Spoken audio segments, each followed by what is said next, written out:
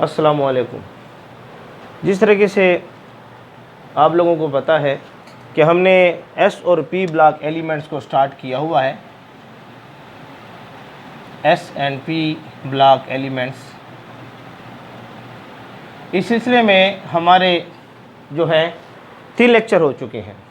आज हमारा lecture number 4 है, जिसको हम तफसीलन डिस्कस करेंगे। आज के हमारा जो टॉपिक है वो है physical and atomic properties of third period element. उसमें एक फिज़िकल प्रॉपर्टी जो है trends in first ionization energy of the third period element को हम तफसीलन डिस्कस करेंगे। तो फर्स्ट आयनाइजेशन एनर्जी की जो ट्रेंड्स हैं, इसके अलावा आज के जो हमारे टॉपिक में जो मेन बात होगी, हमने मैग्नीशियम, एल्यूमिनियम, फास्फोरस और सल्फ़र की फ़र्स्ट आयनाइजेशन एनर्जी को डिस्कस करना होगा। मैग्नीशियम, एल्यूमिनियम, फास्फोरस, सल्फ़र की फ़र्स्ट आयनाइजेशन एनर्जी को हमने डिस्कस करना होगा, क्योंकि नॉर्मल ट्रेंड से हटकर ये जो एलिमेंट्स हैं हमें ट्रेंड्स दिखाएंगे।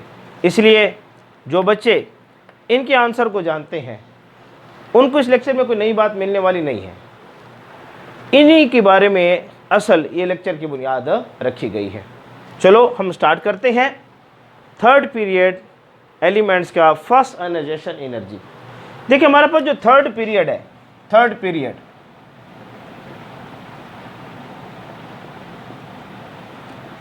उनके एलिमेंट्स के नाम आपको पता होने चाहिए।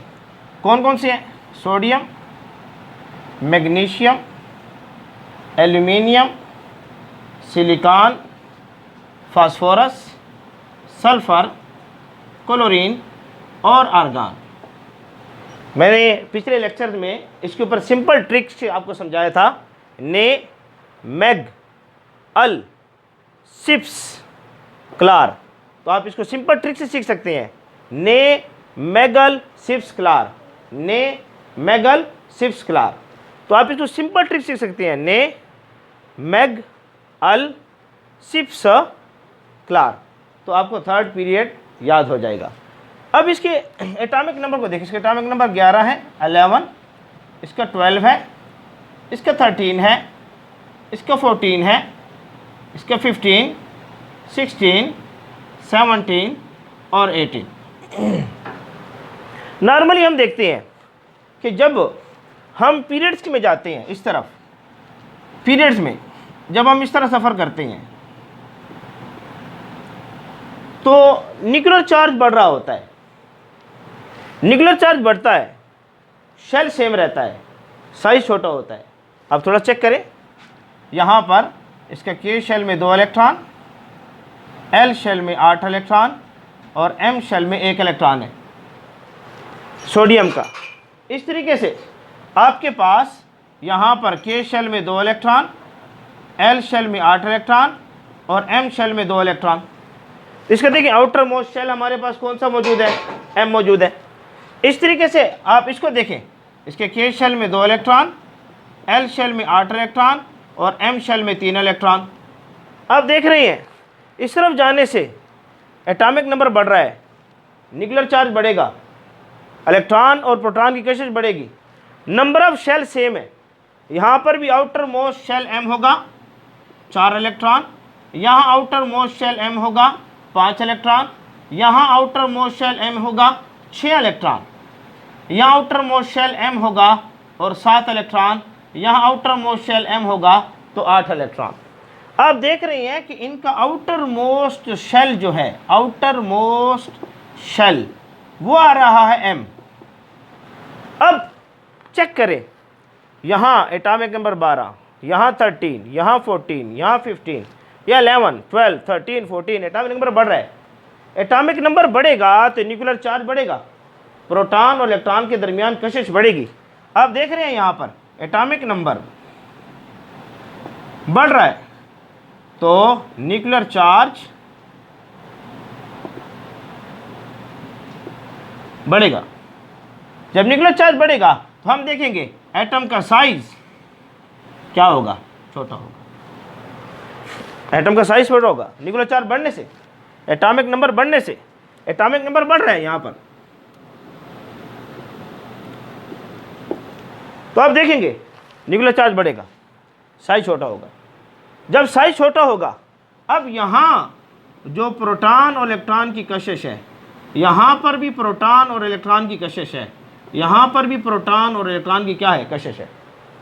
अब यहाँ अट्रैक्शन ज़्यादा है साइज छोटे होने से, इस वजह से यहाँ जो आयनाइजेशन एनर्जी होगी हमें ज़्यादा दरकार होगी।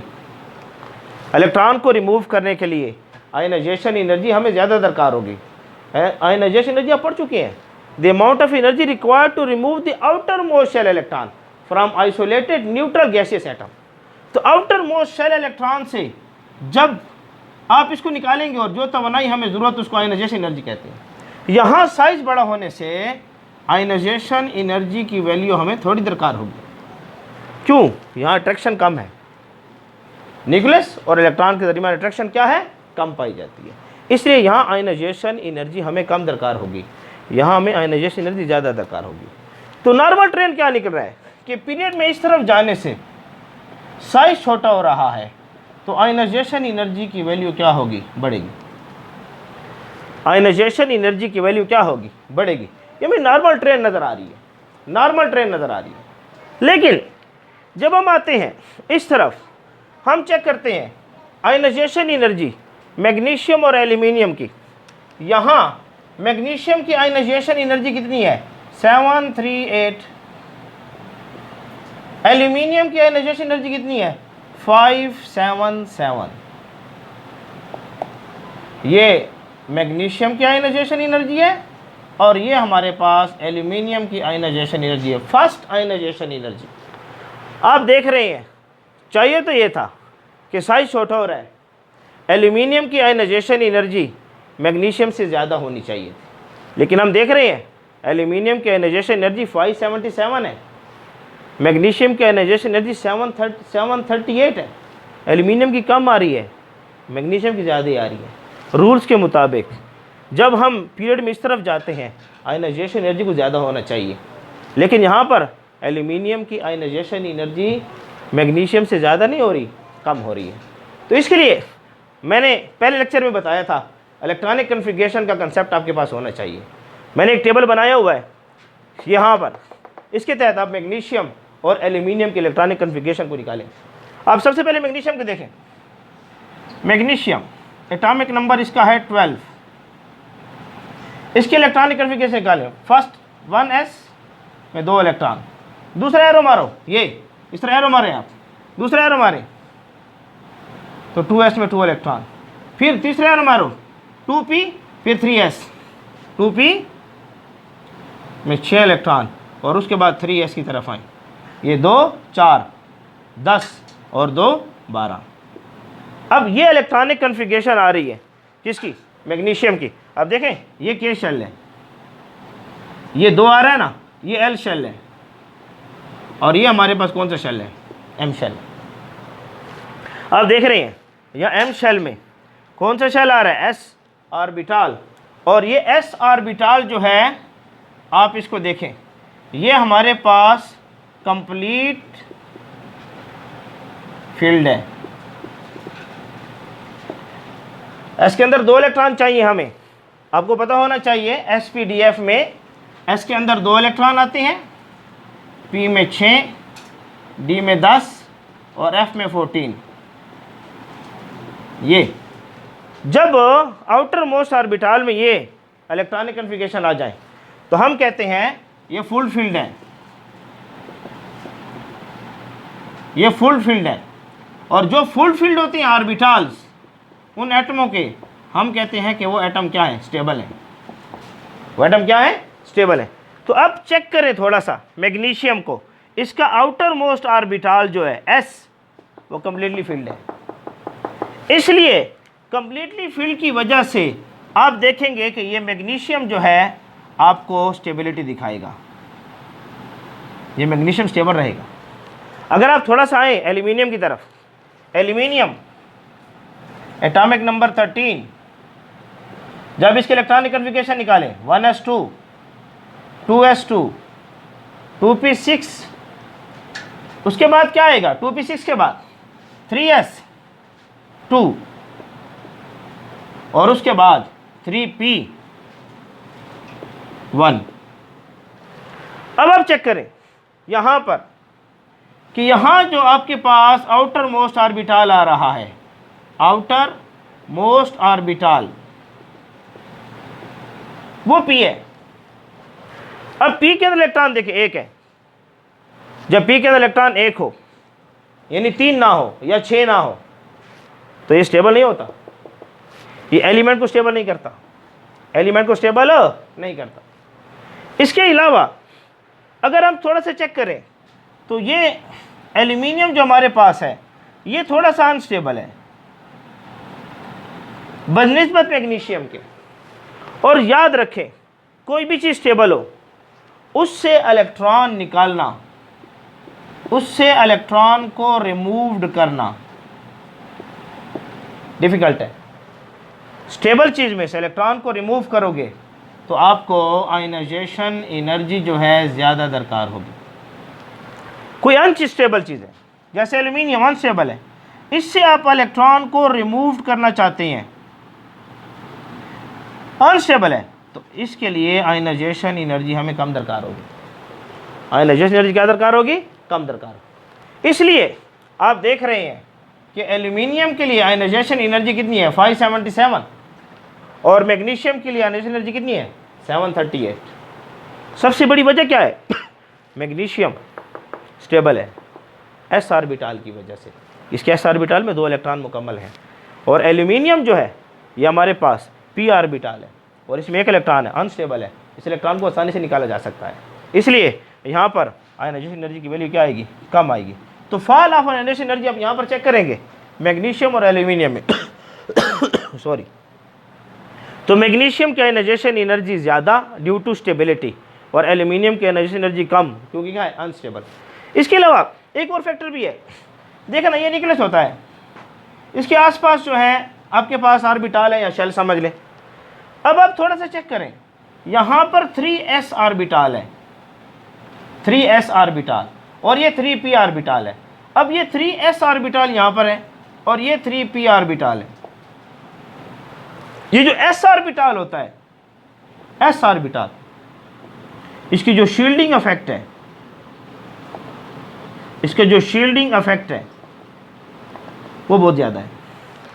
s ऑर्बिटल का शील्डिंग इफेक्ट जो है क्या है? बहुत ज़्यादा है।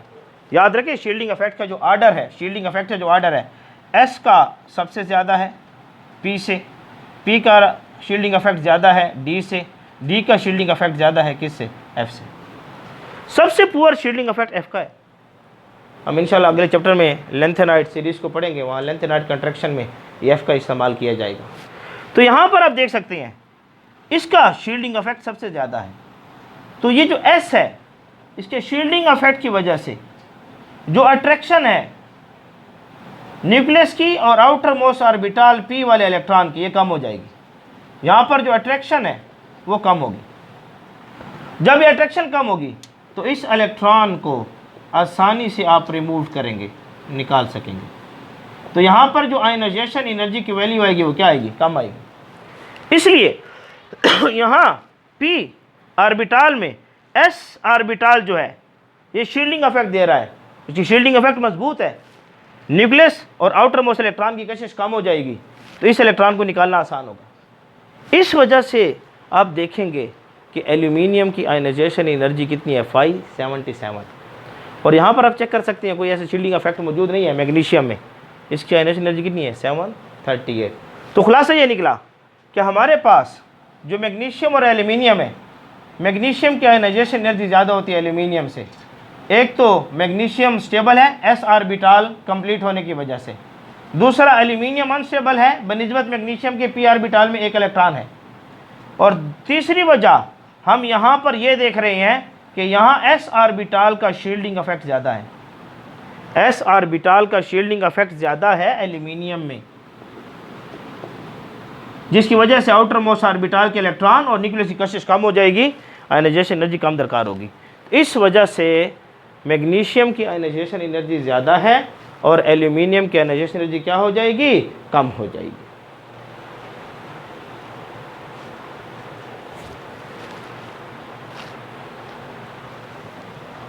अब हम आते हैं दूसरे स्टेप की तरफ। यहाँ इस तरफ आए, यहाँ फास्फोरस और सल्फर को देखें। फास्फोरस और सल्फर में देखें, फास्फोरस की जो आयनाइजेशन एनर्जी है वो कितनी है? 1012, 1012।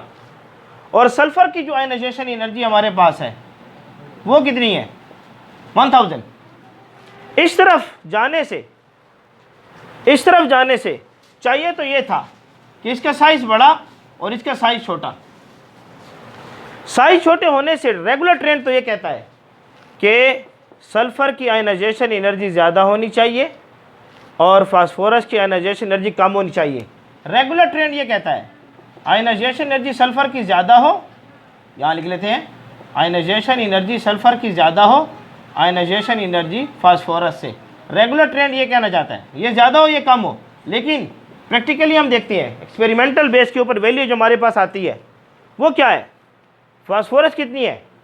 1012। सल्फर कितनी है? 1000। चाहिए तो ये था कि हमारे पास फास्फोरस की आयनाइजेशन एनर्जी कम हो, सल्फर की ज़्यादा हो, लेकिन हम देख रहे हैं कि हमारे पास यहाँ पर फास्फोरस की आयनाइजेशन एनर्जी आ रही है 1012 और सल्फर की आयनाइजेशन एनर्जी आ रही है 1000। तो यहाँ पर फिर आयनाइजेशन एनर्जी को बढ़ना था लेकिन कम हो गई है।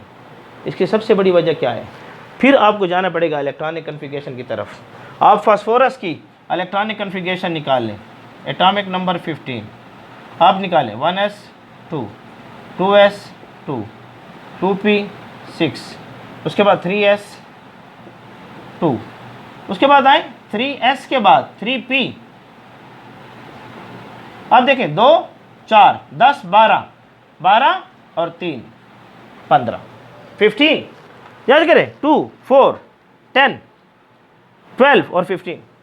अब चेक करें यहाँ पर, यहाँ p ऑर्बिटल है और p ऑर्बिटल में 3 इलेक्ट्रॉन है, और जब p ऑर्बिटल में 3 इलेक्ट्रॉन हो जो इसको हाफ फील्ड कहते हैं, हाफ फील्ड ऑर्बिटल। और जब ये हाफ फील्ड ऑर्बिटल आए ये स्टेबल होता है। हाफ फील्ड ऑर्बिटल क्या होता है? स्टेबल होता है। अब जो चीज स्टेबल होगी उससे इलेक्ट्रॉन निकालना मुश्किल होगा। अब इससे आप इलेक्ट्रॉन निकालेंगे, इलेक्ट्रॉन को रिमूव करना चाहते हैं आप इससे, तो यहां आपको आयनाइजेशन एनर्जी ज्यादा दरकार होगी। क्यों? ये क्या है? हाफ फील्ड है और हाफ फील्ड स्टेबल होती है। हाफ फील्ड क्या होता है? स्टेबल स्टेट है। और इससे जब आप इलेक्ट्रॉन को निकालेंगे तो आपको आयनाइजेशन एनर्जी ज़्यादा दरकार होगी। इस तरीके से आप सल्फर को चेक करें। सल्फर का एटॉमिक नंबर हमारे पास 16 है, वही जाएगा 1s2, 2s2, 2p6, 3s2 और 3p की तरफ जाएं तो यहाँ 2 इलेक्ट्रॉन ही है, 2 4 6 10 और 2 12। उसके बाद ये 4 इलेक्ट्रॉन p में आएंगे। अब ये जो है ये हाफ फील्ड नहीं है, फुल फील्ड भी नहीं है। जब इलेक्ट्रॉनिक कन्फिगरेशन हाफ फील्ड ना हो, p वाली, यानी 3 इलेक्ट्रॉन नहीं है या 6 भी नहीं है, तो ये अनस्टेबल है। ये इलेक्ट्रॉनिक कन्फिगरेशन जो है अनस्टेबल है।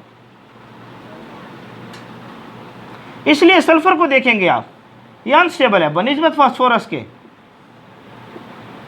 As compared to phosphorus sulphur जो है अनस्टेबल है। अब अगर आप इससे इलेक्ट्रॉन को रिमूव करना चाहते हैं, हटाना चाहते हैं, तो यहाँ आयनाइजेशन एनर्जी की वैल्यू कम आएगी। आसानी से आप इलेक्ट्रॉन को निकाल लेंगे, आसानी से इलेक्ट्रॉन को क्या कर लेंगे? निकाल लेंगे। आयनाइजेशन एनर्जी की वैल्यू क्या आ जाएगी? कम आ जाएगी। इस वजह से हम देखते हैं कि चूंकि फास्फोरस हाफ फील्ड होने की वजह से स्टेबल है तो इसकी आयनाइजेशन एनर्जी की वैल्यू ज़्यादा आ रही है, और सल्फर के जो p ऑर्बिटल है ना फुल फील्ड है ना हाफ फील्ड है, इसकी आयनाइजेशन एनर्जी की वैल्यू क्या आ रही है? कम आ रही है। तो रेगुलर ट्रेंड्स में इस तरफ जाने से आयनाइजेशन एनर्जी की वैल्यू बढ़ेगी, लेकिन आप मैग्नीशियम की तरफ आएंगे, एल्यूमिनियम की तरफ आएंगे। यहाँ पर मैग्नीशियम की ज़्यादा होगी एल्यूमिनियम से। दो वजूहत मैग्नीशियम के आपके दिमाग में होनी चाहिए। एक तो इसका एस ऑर्बिटाल कम्प्लीटली फील्ड है, नो स्क्रीनिंग इफेक्ट, और यहाँ पर एल्यूमिनियम में पी ऑर्बिटाल है, ना फुल फील्ड है ना हाफ फील्ड है। दूसरा एस का स्क्रीनिंग इफेक्ट भी है, जिसकी वजह से न्यूक्लियस की कशिश पी के ऑर्बिटाल के इलेक्ट्रॉन के साथ कम हो जाएगी, आसानी से इलेक्ट्रॉन रिमूव होगा। तो यहाँ एनर्जी ज़्यादा, यहाँ एनर्जी कम। मैग्नीशियम में आयनाइजेशन एनर्जी ज़्यादा, एल्यूमिनियम में कम। फास्फोरस में आप लोगों को पता होना चाहिए